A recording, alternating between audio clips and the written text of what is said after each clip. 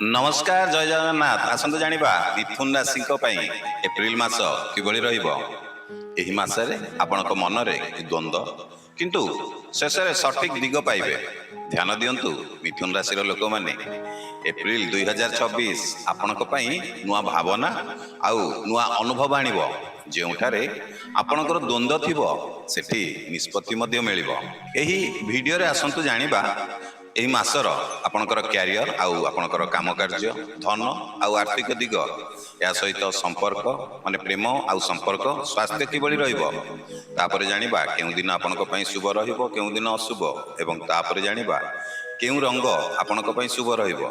ତାପରେ ଜାଣିବା କ'ଣ ଉପାୟ କଲେ ଏହି ମାସ ଆପଣଙ୍କ ପାଇଁ ମାନେ ଶୁଭ ରହିବ। ତାହେଲେ ଡେରି ନ କରି ଚାଲନ୍ତୁ ଆରମ୍ଭ କରିବା ଏ ମାସର ମାସିକ ରାଶିଫଳ। ଚାଲନ୍ତୁ ଆରମ୍ଭ କରିବା ଆପଣଙ୍କର କାର୍ଯ୍ୟ ଆଉ ଜୀବିକା କିଭଳି ରହିବ।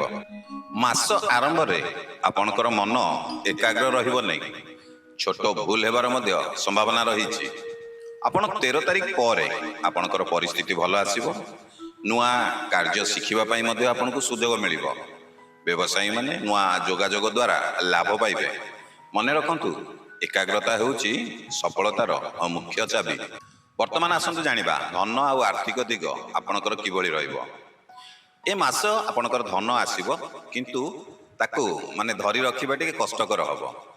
ଆପଣଙ୍କର ଛୋଟ ଛୋଟ ଲାଭ ମଧ୍ୟ ହେବ କିନ୍ତୁ ଆପଣଙ୍କୁ ଅତିରିକ୍ତ ଖର୍ଚ୍ଚରୁ ଟିକେ ସାବଧାନ ରହିବାକୁ ପଡ଼ିବ। ଅଜଣା ଲୋକଙ୍କୁ ଧାର ଦିଅନ୍ତୁ ନାହିଁ। ଯୋଜନାବଦ୍ଧ ଭାବରେ ଖର୍ଚ୍ଚ କଲେ ଆପଣଙ୍କ ପାଇଁ ସୁରକ୍ଷା। ଗୋଟେ ଛୋଟିଆ ଧନ ମନ୍ତ୍ର ଯେତେ ଆସୁଛି ସେତେ ସଞ୍ଚୟ କରିବା ଶିଖନ୍ତୁ। ବର୍ତ୍ତମାନ ଆସନ୍ତୁ ଜାଣିବା ଆପଣଙ୍କର ପ୍ରେମ ଆଉ ସମ୍ପର୍କ କିଭଳି ରହିବ।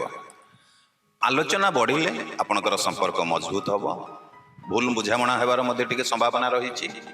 ବୈବାହିକ ଜୀବନରେ ମିଶ୍ରିତ ଫଳଦାୟକ ରହିବ। ଆଉ ଯେଉଁମାନେ ଅବିବାହିତା ଅଛନ୍ତି ସେମାନଙ୍କ ପାଇଁ ନୂଆ ପରିଚୟ ଦ୍ୱାରା ଆପଣଙ୍କର ପ୍ରେମ ପାଇପାରନ୍ତି। ମନେ ରଖନ୍ତୁ ସଠିକ କଥା କହିବା ସମ୍ପର୍କକୁ ରକ୍ଷା କରେ। ଯଦି ଏପର୍ଯ୍ୟନ୍ତ ଭିଡ଼ିଓଟି ଦେଖୁଛନ୍ତି ହେଲେ ଆପଣ ଆମ ଭିଡ଼ିଓକୁ ଲାଇକ୍ କରିନାହାନ୍ତି ଡେରି କାହିଁ କରୁଛନ୍ତି। ଆପଣଙ୍କୁ ଗୋଟେ ସେକେଣ୍ଡ ବି ଲାଗିବନି ବାସ୍ ଭିଡ଼ିଓଟିକୁ କ୍ଲିକ୍ କରିଦେବେ ଭିଡ଼ିଓଟି ଲାଇକ୍ ହେଇଯିବ। ଆପଣଙ୍କର ସେ ଗୋଟିଏ କ୍ଲିକ୍ ଗୋଟିଏ ଲାଇକ୍ ଆମ ଉତ୍ସାହ ପ୍ରେରଣା ବଢ଼ାଇବ। ଏମିତି ପ୍ରତ୍ୟେକ ଦିନ ଆପଣମାନଙ୍କ ପାଇଁ ନୂଆ ନୂଆ ଭିଡ଼ିଓ ବନେଇବା ପାଇଁ। ଡେରି କରନ୍ତୁନି ଗୋଟେ ଲାଇକ୍ଟେ କରନ୍ତୁ କମେଣ୍ଟରେ ଜୟ ଜଗନ୍ନାଥ ଲେଖି ଦିଅନ୍ତୁ। ଚାଲନ୍ତୁ ଭିଡ଼ିଓ ଆଗକୁ ବଢ଼ାଇବା। ବର୍ତ୍ତମାନ ଆସନ୍ତୁ ଜାଣିବା ଆପଣଙ୍କର ସ୍ୱାସ୍ଥ୍ୟ କିଭଳି ରହିବ। ଯେମିତିକି ଆପଣଙ୍କର ମାନସିକ ଚିନ୍ତା ଟିକେ ରହିବ। ମୁଣ୍ଡବିନ୍ଧା ଦୁର୍ବଳତା ଟିକେ ଲାଗିବ। ଆପଣ ପୌଷ୍ଟିକ ଖାଦ୍ୟ ଖାଆନ୍ତୁ ଏବଂ ସଠିକ ପାଣି ପିଅନ୍ତୁ। ଏହା ସହିତ ଆପଣ ଯଦି ଧ୍ୟାନ କରୁଛନ୍ତି ତାହେଲେ ଆପଣଙ୍କ ମନ ଶାନ୍ତ ରହିବ। ମନକୁ ଶାନ୍ତ ରଖିବା ଆବଶ୍ୟକ। ଏହାଦ୍ୱାରା ମନ ଶାନ୍ତ ରହିଲେ ଶରୀର ମଧ୍ୟ ଅଟୋମେଟିକ୍ ଧୀରେ ଧୀରେ ଠିକ୍ ହେଇଯିବ। ବର୍ତ୍ତମାନ ଆସନ୍ତୁ ଜାଣିବା এই ମାସର ଶୁଭ ସଂକେତ ମାନେ ଯେମିତି ଶୁଭ ଦିନ କେଉଁ ଦିନ ଶୁଭ ରହିବ କେଉଁ ଦିନ କ'ଣ ଆପଣଙ୍କ ଶୁଭ ରଙ୍ଗ। ଶୁଭ ଦିନ ହେଉଛି 4 ତାରିଖ 13 ତାରିଖ 20 ତାରିଖ ଆଉ 29 ତାରିଖ।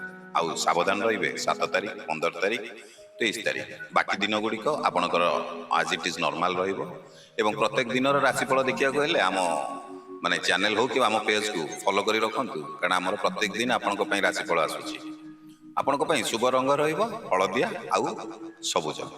ବର୍ତ୍ତମାନ ଆସନ୍ତୁ ଜାଣିବା এই ମାସକୁ ଭଲ କରିବା ପାଇଁ ଆପଣ ଉପାୟ କ'ଣ କରିବେ। ବୁଧବାର ଦିନ ଭଗବାନ ଗଣେଶଙ୍କୁ ଦୁବ ଆଉ ଦୀପ ଅର୍ପଣ କରନ୍ତୁ। ମିଥୁନ ରାଶି ମନରେ ଶକ୍ତି ରଖନ୍ତି। ସଠିକ ଦିଗ ମିଳିଲେ ସେମାନେ ଅଦ୍ଭୁତ କାମ କରିଚାଲନ୍ତି। ଏହା ଆପଣଙ୍କ ଜୀବନ ସହିତ ମିଶୁଛି କି? ଯଦି ମିଶୁଛି ତାହେଲେ ନିଶ୍ଚିତ ଭିଡ଼ିଓଟିକୁ ଲାଇକ୍ କରିବେ ଆଉ କମେଣ୍ଟରେ ଜୟ ଗଣେଶ ଲେଖିଦେବେ। ହଁ ଆଉ ଭିଡ଼ିଓଟିକୁ ସେୟାର କରିବାକୁ ଭୁଲିବେନି କାରଣ ଆପଣଙ୍କର ଗୋଟିଏ ସେୟାର ହେଇପାରେ ଅନ୍ୟ ମିଥୁନ ରାଶିଙ୍କ ଲୋକଙ୍କ ପାଖକୁ ଏ ଭିଡ଼ିଓଟି ଚାଲିଯିବ ଏବଂ ତାଙ୍କର କିଛି ସହଯୋଗ ହେଇଯିବ ଆପଣଙ୍କର ଏଇ ଛୋଟିଆ ସେୟାର ହେଲ୍ପ ମାଧ୍ୟମରେ। ଆଉ ଯଦି ଆପଣ ଆମ ପ୍ରଥମ ଥର ଆମ ଚ୍ୟାନେଲରେ ଭିଡ଼ିଓ ଦେଖୁଛନ୍ତି ତାହେଲେ ଆମ ଚ୍ୟାନେଲକୁ ଟିକେ ସବସ୍କ୍ରାଇବ୍ କରିଦେବେ। ଆଉ ଯଦି ଫେସବୁକରେ ଦେଖୁଛନ୍ତି ତାହେଲେ ଆମ ପେଜକୁ ଫଲୋ କରିଦେବେ। କାହିଁକିନା ଆପଣଙ୍କୁ ଆମ ଚ୍ୟାନେଲ ହଉ କିମ୍ବା ଆମ ପେଜ ହଉ ଏଥିରେ ଆପଣଙ୍କୁ ପ୍ରତ୍ୟେକ ଦିନର ରାଶିଫଳ ସାପ୍ତାହିକ ରାଶିଫଳ ମାସିକ ରାଶିଫଳ ବାର୍ଷିକ ରାଶିଫଳ ଏହା ସହିତ ଆପଣଙ୍କୁ ଆଷ୍ଟ୍ରୋଲୋଜି ରିଲେଟେଡ୍ ବହୁତ ସାରା ସୁନ୍ଦର ସୁନ୍ଦର ଭିଡ଼ିଓ ଆମ ୟୁଟ୍ୟୁବ ଚ୍ୟାନେଲ ହଉ କିମ୍ବା ଆମ ଫେସବୁକ୍ ପେଜ୍ ହଉ ଆପଣଙ୍କୁ এই ଦୁଇଟିରେ ଦେଖିବାକୁ ପାଇବେ।